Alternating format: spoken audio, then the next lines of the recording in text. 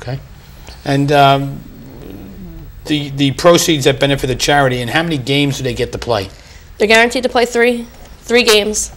This year, the men's, if they make it to the playoffs, because there's so many teams involved, 4 teams will play 4 games, and then a championship after that. So in the men's division alone, you have the opportunity to play 5 this year.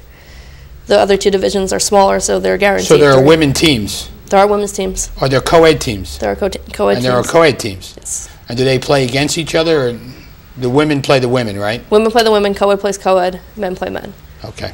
And how do you determine the winner? Is it an elimination tournament, or how does this work? It's a one-pitch tournament. Oh, it's a one-pitch tournament. It's a one-pitch tournament. Everybody starts with a full count. It's the only way to guarantee that the games are over in 45 minutes. The men's go into playoffs and then the championship. Women are broken down into a bracket, and split into 2 divisions, and they play in a bracket tournament. And then co-ed, they're given, based on if they win, we have a point total. If you win, you get 1 point. If you tie, you get 2. And whoever has the top 2 in the division play against each other for the championship. You get more points if you tie?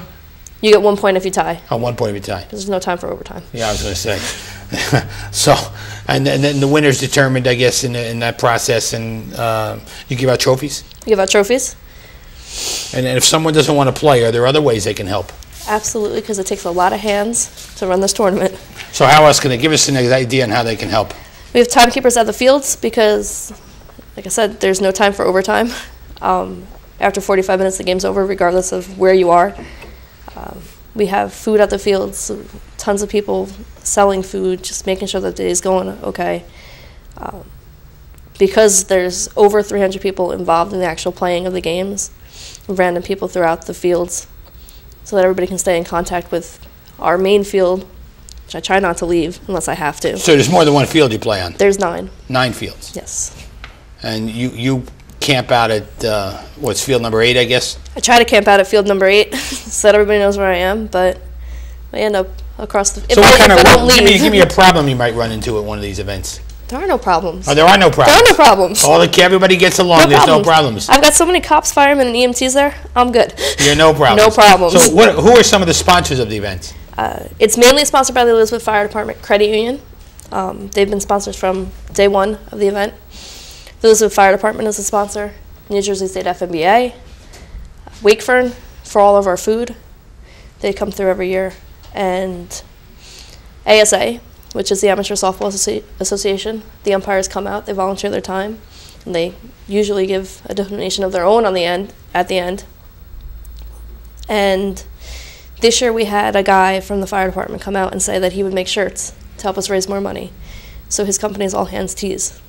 And those are the main big sponsors of our tournament. Okay. And where can people call if they want more information, Erin? The number is 908-347-7421.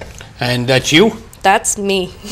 Well, I want to thank you, Erin, for taking the time on the show, and especially for all the work you do for this network. It's absolutely terrific. Thank you for having me. I appreciate it, and I look forward to seeing you on Saturday and throwing out the first ball and kicking off another great tournament with 33 teams. Wow.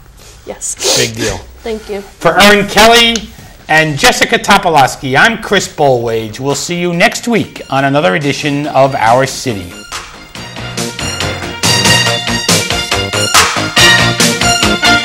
Huh?